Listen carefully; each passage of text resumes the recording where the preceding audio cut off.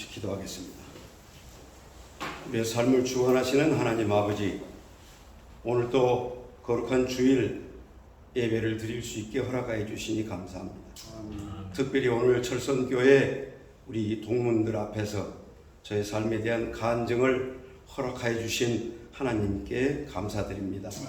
오늘 간증 시간을 통해서 우리 모두가 은혜 받고 그 한층 하나님을 믿는 신자들이 될 수 있게끔 도와주시옵소서. 감사합니다.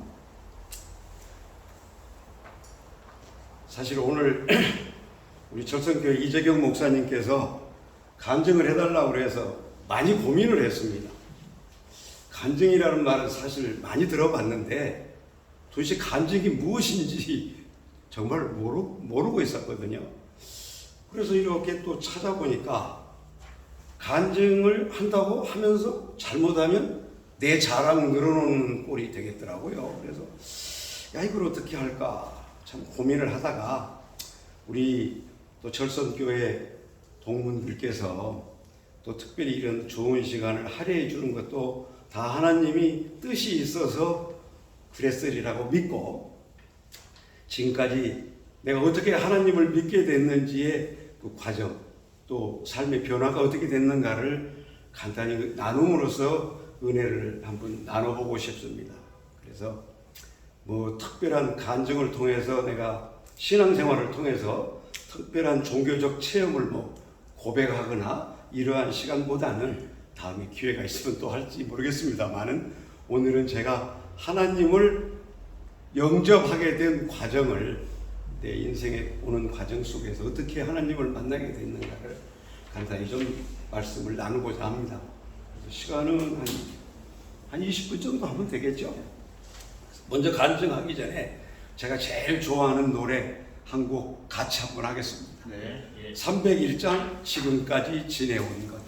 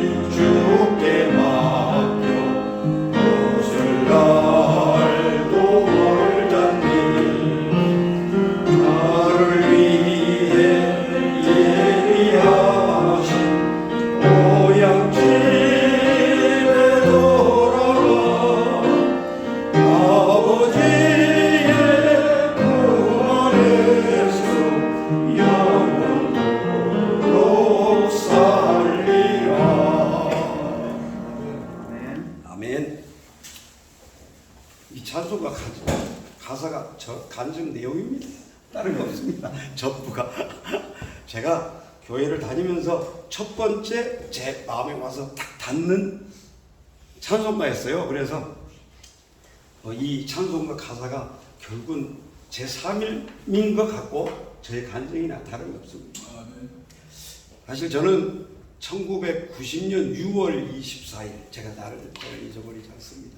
그날 처음으로 저 신림동에 있는 감리교, 그때는 신림 상동교회였습니다. 지금 예광교회죠. 거기에 이제 발을 들여놓게 됐어요. 그 전에는 저는 유일신을 믿었었거든요. 나 자신. 나 자신. 그래서 세상에 믿을 건 하나도 없다. 나만 믿으면 된다. 그래서 내가 정말 잘난 줄 알고 모든 일은 내가 노력하면 다 이루어질 수 있고 내가 하면 다 되리라. 이러한 어떤 자신감을 가지고 사실 저만 믿고 살아왔어요. 그러니까 그때가 제 나이 40살 때입니다. 90년에 40살 때인데 어머니가 89년도에 폐암을 진단을 받고 수술을 하셨어요. 그리고 어머니를 제가 모시게 됐는데 그때 그 신림 상동교회 장로님이 어느 날 오셔서 우리 어머니를 안수기도를 해주셨던 모양입니다. 근데 저는 직장에 바쁘다는 핑계로 누워 계신 어머니한테 문 열고 어머니 다녀오겠습니다. 갔다 와서는 오늘 좀 어떠셨어요? 다녀왔습니다. 그걸로 끝입니다. 어머니 진짜 손발 한 번을 제대로 주물러 드리지를 못했어요. 근데 장로님이 오셔가지고 얼마나 정말 정성껏 안수기도를 해주셨는지 어느 날 회사를 갔다 오니까 얼굴이 화색이 돌면서 너무 기분이 좋으시더라고요. 그래서 아니 어머니 오늘은 몸이 상당히 좋아지신 것 같은데 어쩐 일이세요? 그랬더니 옆집에 사는 장로님이 오셔가지고 안수기도를 해주셔가지고 너무 좋아졌다는 거예요. 그러니 교회도 가본 적도 없고 하나님을 믿지 않은 나로서는 하나님의 존재를 떠나서 우리 어머니가 좋아졌다고 하니까 저희 집사람한테 부탁을 했습니다. 어머니가 엄청 좋아지셨는데 내일 또 좀 해달라고 그러셔라. 그러니 우리 집사람은 또 가서 장로님한테 얘기를 했죠. 그러니 우리 장로님은 당신이 기도를 한 환우가 좋아졌더니 또 더 신이 나신 거예요. 더 열심히 기도를 했어요. 그걸 한 3번 받으시더니 그 어머니가 교회를 가시겠다고 그러더라고요. 근데 사실은 잠깐 앞으로 가면 저는 교회 때문에 결혼할 때 집사람하고 조건을 걸었거든요. 어머니 아버지 돌아가실 때까지는 교회 다니지 말아라. 우리 집은 전통적인 유교 집안이었거든요. 그래서 어머니 아버지가 돌아가시면 당신 믿고 싶은 대로 믿어라. 그러고 결혼을 사실 한 상태인데 어머니가 교회를 간다고 그러니 나도 기가 차더라고요. 그래서 어머니가 가시겠다고 그러는데 그럼 가십시다. 그래가지고 어머니를 모시고 제가 그 신림 상동교회를 갔어요. 갔는데 교회 문턱을 저는 못 넘고 교회 문 앞에서 1시간을 기다렸다가 어머니하고 집사람하고 예배를 드리고 나오면 모시고 갔어요. 한 달을 다니니까 우리 어머니가 저한테 야 너도 같이 가자. 너도 같이 가면 더 좋댄다. 그러니 제가 대단한 효자는 아니지만 어머니가 그렇게 얘기를 하는데 그거 뭐라고 합니까 소리를 못 하겠더라고요. 그래서 아무 소리 않고 알았어요. 그러고 발을 들여놓은 게 90년 6월 24일 날 교회 문턱을 넘었습니다. 그리고 교회 가서 보니 이거 목사님 말씀이 자장가예요. 그래서 아무 소리도 귓가에도 안 들리고 정말 나 자신만을 믿어왔던 내가 그 목사님 말씀이 내 귀에 박힐 수가 없어요. 그래서 그냥 1시간 그냥 자다가 왔어요. 그러기를 1년여를 제가 교회를 그냥 몸만 다닌 겁니다. 어머니를 모시고. 그랬다가 어머니는 그 다음에 1년 만에 이제 하늘에서 부르셔서 하늘나라로 가셨어요. 그랬는데도 제가 믿음이 오지를 않더라고요. 그래서 어머니 돌아가시고 나니까 1년도 이제 저도 지났잖아요. 세례를 주겠다고 그래서 제가 세례를 못 받겠다고 그랬어요. 목사님한테. 그랬더니 목사님이 왜 세례를 못 받느냐고 그러더라고요. 그래서 솔직히 얘기를 했죠. 저는 직업이 노가다가 돼서 술도 먹고 담배도 피우고 그러는데 세례 받고 교회 다니려면 그거 안 해야 된다면요. 저 그거 지킬 자신 없습니다. 그리고 제가 거절을 했어요. 그러니 목사님이 얼마나 황당하겠어요. 대놓고 나는 술, 담배를 계속 해야 되니 세례를 안 받겠다고 그러니까. 그래서 첫 해는 제가 세례를 거부하고 그 다음에 또 받으라고 그래서 갔더니 아직도 하세요 그러더라고요. 그래서 예, 아직도 술, 담배 계속 하고 있습니다. 그랬더니 목사님이 그때 목사님 말씀 저보러 끊으라고 그랬으면 저 영원히 교회 안 갔을지도 몰라요. 그거 전혀 신경 쓰지 마시고 일단 세례는 받으십시오. 그리고 술, 담배 건강에 안 좋으니까 한번 노력해 보시고 그거 신경 쓰지 말고 세례를 받으셔야 됩니다 그러더라고요. 그래서 제가 교회를 문턱을 넘고 3년 만에 세례를 받았어요. 세례를. 그래도 하나님이 마음에 와 닿지를 않아요. 그래서 또 그 다음에 저 서리 집사 임명을 해 주시더라고요. 그래서 또 서리 집사도 받았어요. 그러는데도 도대체 하나님이 뭔지 존재 자체를 이해가 안 되는 거예요. 제 마음속에 와 닿지를 않아요. 근데 교회를 다닌 지 7년째 되는 어느 날 그때부터 아마 제가 조금 생각이 바뀌었지 않나 싶어요. 우리 그 돌아가신 감정교회 감독도 하시고 했던 전덕수 목사님이 미국에서 박사학위 논문을 그 해 96년도에 받아오셨는데 예배를 마치고 최 집사 내 방으로 좀 왔다 가세요 그러더라고요. 그래서 갔더니 서리 집사인 나한테 박사학위 논문을 내 보는 앞에서 서명을 해갖고 주시더라고요. 그런데 내가 얘기를 들어보니까 장로님들만 몇 분 주신 것 같아요. 그래서 제가 그걸 받아갖고 오면서 아니 아직 내 마음속에 신앙도 자리 잡지 않고 믿음도 없는 나에게 목사님은 목사 박사학위를 왜 나한테 줬을까? 한편으로는 정말 기쁘고 아 목사님이 나를 인정을 해주셨구나. 한편으로는 황당해요. 사실 그렇지 않겠어요? 그래서 내가 우리 그 안수기도 해주셨던 장로님한테 장로님 목사님이 이런 박사학위 논문을 주시던데요. 아니 최 집사도 줬어? 아니 저한테 왜 주는지 모르겠어요. 우리 목사님이 최 집사 그릇을 알아봤구만. 이거 장로님들만 준 거야 그러더라고요.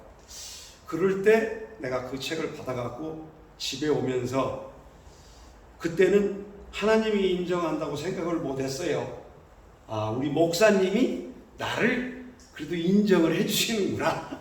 한 인간 개체로서의 인정을 받은 기쁨으로 상당히 기뻤었죠.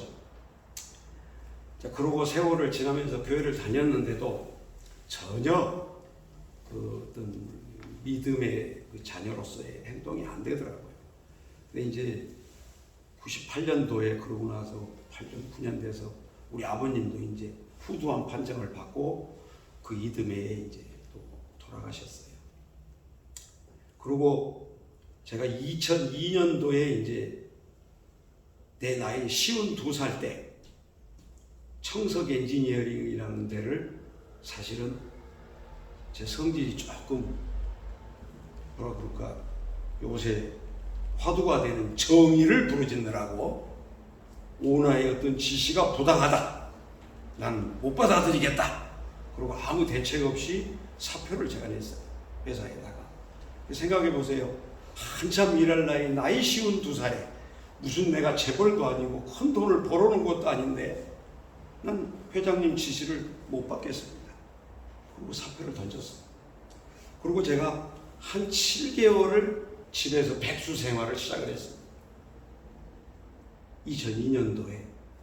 지금 돌이켜보면 참 제가 생각해도 무모한 짓이고 겁이 없어요. 한 가장이 아무 대책도 없이 회장이 좀 시키는 대로 예 알겠습니다 하고 최선을 다해서 하는 때까지 하다가 열심히 했는데 잘 안 됩니다. 그러고 넘어가면 될 텐데 자세한 내용은 나중에 기회가 되면 또 말씀을 드리겠지만 그래서 7개월 동안 백수 생활을 하면서 이제 막 별 생각이 다 들어요. 그때 도대체 내가 내가 누구냐? 나는 누군가? 도대체 내가 지금까지 왜 이렇게 살아왔지? 대책이 없잖아요. 그냥 한번 생각을 해보세요. 얼마나 답답하겠어요.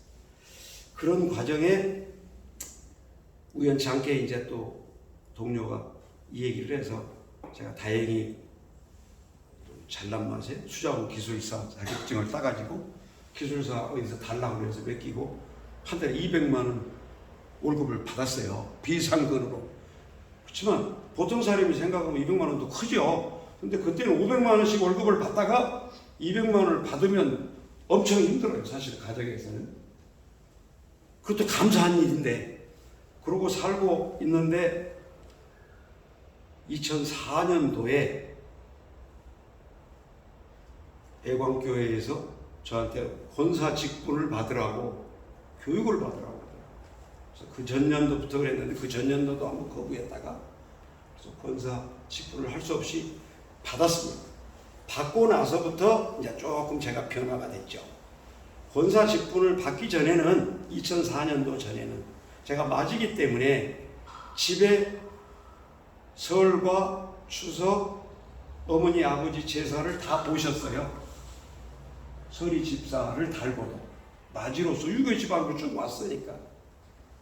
그래서 내가 권사 직분을 딱 받고 동생들을 모아놓고 그렇게 얘기를 했어요. 내가 신앙은 별로 깊지 않으나 교회에서 이렇게 권사 직분을 받았으니 교회식으로 예배를 드렸으면 좋겠다.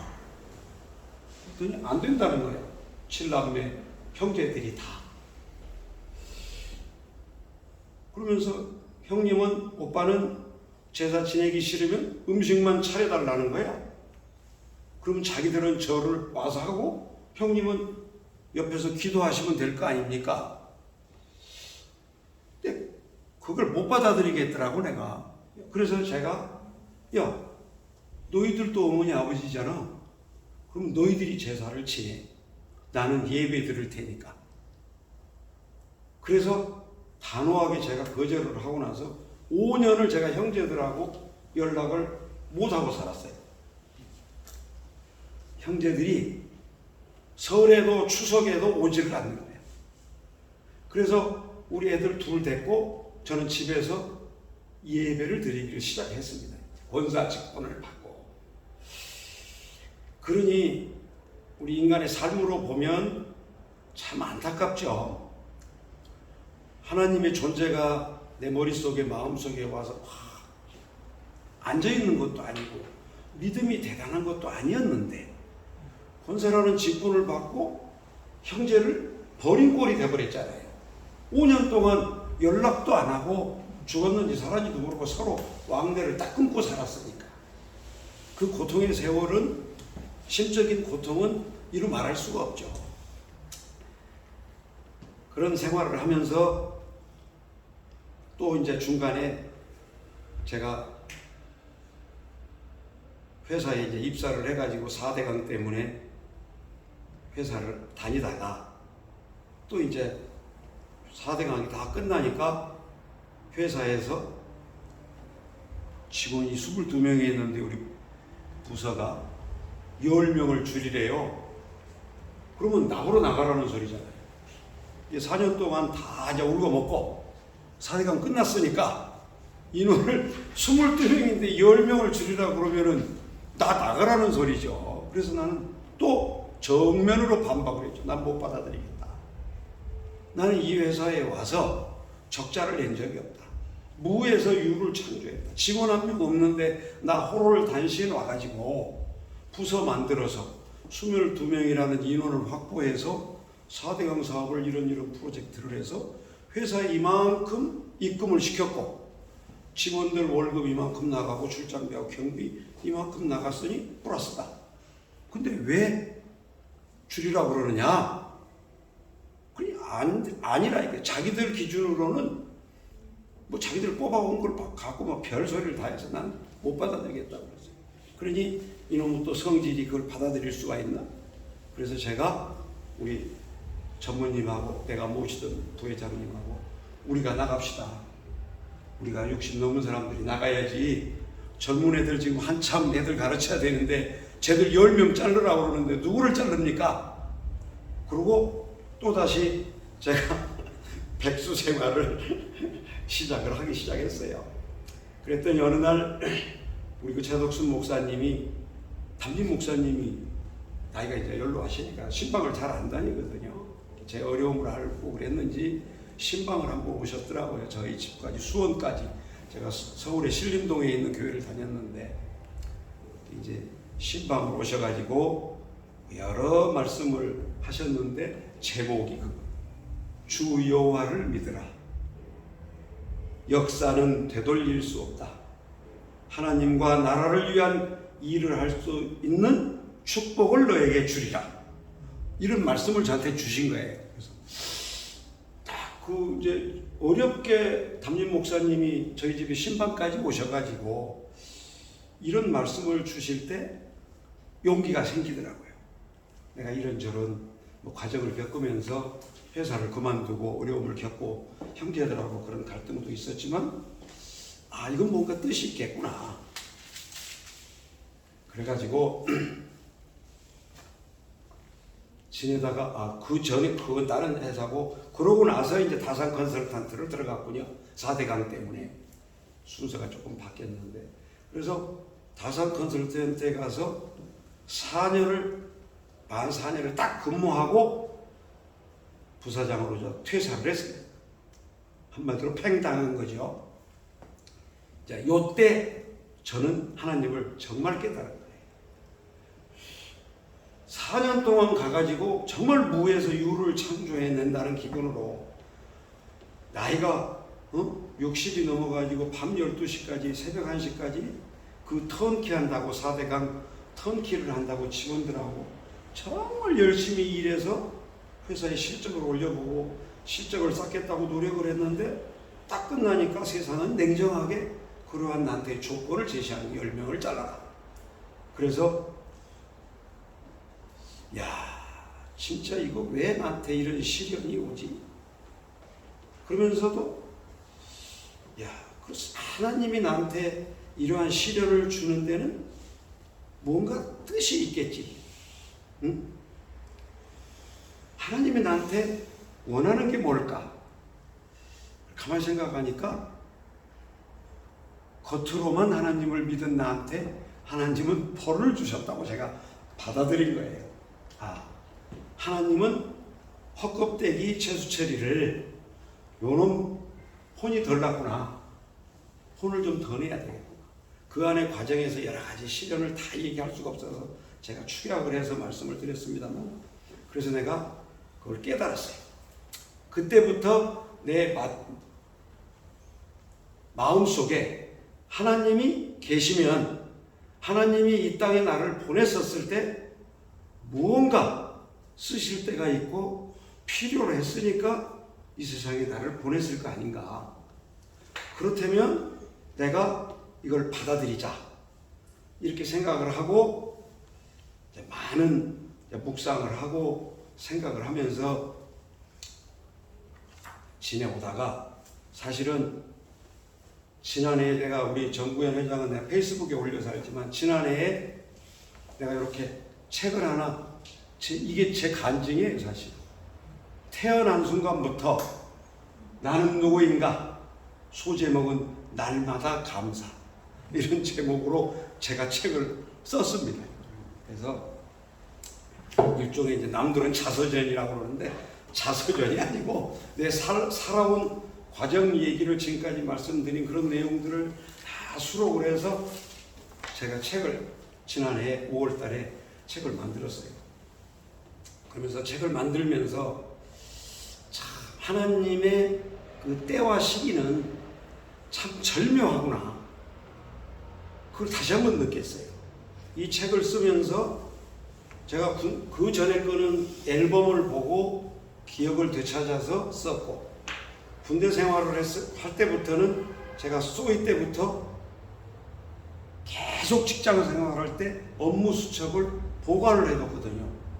이제 높은 자리 갔으면 큰일 날 뻔했죠. 그거 압수당하면 거기 다 적어져 있으니까.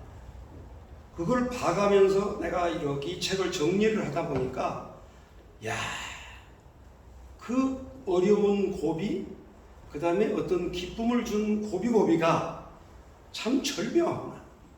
그래서 하나님은 참 우리에게 참 때와 시기를 참 적절하게 조절을 해줍니다. 근데 그거를 제가 깨닫지 못하고 살아왔다는 게 참 안타깝더라고요. 그러면서 이 책을 쓰면서 정말 하나님의 사랑에 대해서 정말 무한한 감사함을 느꼈어요. 그러고 나서 이게 사실 이 책을 쓸 때까지는 언제까지 썼냐면 65세까지 썼어요. 2015년도까지만. 그러놓고 보니까 또 그 뒤에 게 더 쓰고 싶어갖고 연말까지 또 죽으라고 써가지고 저 가방 속에 있습니다만 2부를 70세까지 써놨습니다. 70세까지. 그러고 나서 제가 아침에 6시 반에 기상을 하는데 기상송을 아까 처음에 말씀드렸듯이 제가 처음 노래를 듣고 마음속에 와서 탁 꽂혔던 노래 지금까지 지내온 것, 이 노래를 제가 기상송으로 맞춰놨어요. 그래서 365일 매일 아침에 이 곡은 무조건 해야 됩니다. 그 소리가 들리면 일어나서 제가 흥얼흥얼 따라서 해요. 그 가사의 뜻이 지금까지 지내온 게 모든 게 다 하나님 은혜라는 걸 받아들이는 거예요, 제가. 네. 그러면서 내가 그전에는 굉장히 잘나고 내가 대단해서 뭐 기술사도 되고 뭐 회사 상무 전무도 되고 뭐 부서장도 되고 회장도 되는 줄 알았어. 근데 그게 아니더라고. 내가 잘나서가 아니고 하나님이 다 그려놓은 그림대로 하나님의 계획대로 제가 따라가고 있다는 걸 깨달았어요. 그래서 그렇게 아침에 매일 찬송가를 들으면서 하루를 시작합니다. 그리고 저녁에 잠자리에 누우면 제가 꼭 그렇게 기도를 합니다. 하나님, 오늘도 저와 동행하셔서 세상 속에서 실족치 않게 지켜주시고 지켜주신 은혜에 감사를 드립니다. 저는 그렇게 간단히 인사를 드리고 갑니다. 그래서 우리가 사실 어디를 갈 때 내비게이션 없으면 요새 못 가잖아요. 내비게이션 없으면 못 가요. 그 보이지도 않는데 여기서 아가씨가 계속 안내를 해주더라고. 이리 가시오, 저리 가시오. 근데 우린 보이지도 않는 하나님이 발길을 다 인도해 주신다는 믿음이 확실히 저 마음속에 이제 자리 잡았기 때문에 하나님은 내 내비게이션이 내가 갈 길을 예비해 두시고 내가 어디로 갈 건지를 정확히 아시고 한치의 오차도 없이 안내를 해주는 하나님의 은혜가 너무 감사하더라고요. 그래서 어렵고 힘든 일이 있어도 다 이게 뭐 비포장 드리려니 뭐 가다 보면은 뭐 아스팔트 길만 있겠습니까? 비포장 길도 있지. 그래서 이런 믿음을 가지고 시간이 이제 다 얘기를 하려고 그러면 한도 끝도 없으니까 그런 믿음을 가지고 우리가 이제 하나님의 뜻에 따라서 더욱 하나님 믿음 안에서 이렇게 살도록 해야 되겠다 이렇게 말씀을 드리고 오늘 간증은 전체적인 제 진행 과정을 축약해서 간단히 설명을 드렸습니다. 다음 기회에 그 어떤 행사 사건 하나에 참 여러분들하고 같이 나눌 얘기들이 많습니다. 기회가 되면 하겠지만 그렇게 하시기도 하고 오늘 간증을 마치고 기도하겠습니다. 사랑과 은혜가 넘치는 하나님 아버지, 주님의 섭리로 우리 국립철도고등학교 기독선교회 회원님들께 성령님께서 함께 하심으로 주님의 사랑이 자리 잡아 뜨거움을 품게 하시고 주님께서 보여주신 하늘나라의 사역을 배우며 섬기며 실천하는 데 부족함이 없는 성도와 목회자가 되게 하시옵소서. 저희 앞에 있는 세상의 유혹을 단호히 물리치게 하소서. 저희들의 삶에 주님의 은혜가 넘치게 하시옵소서. 저희의 지경을 넓혀주시는 예수 그리스도의 이름으로 감사하며 기도드리옵나이다. 아멘.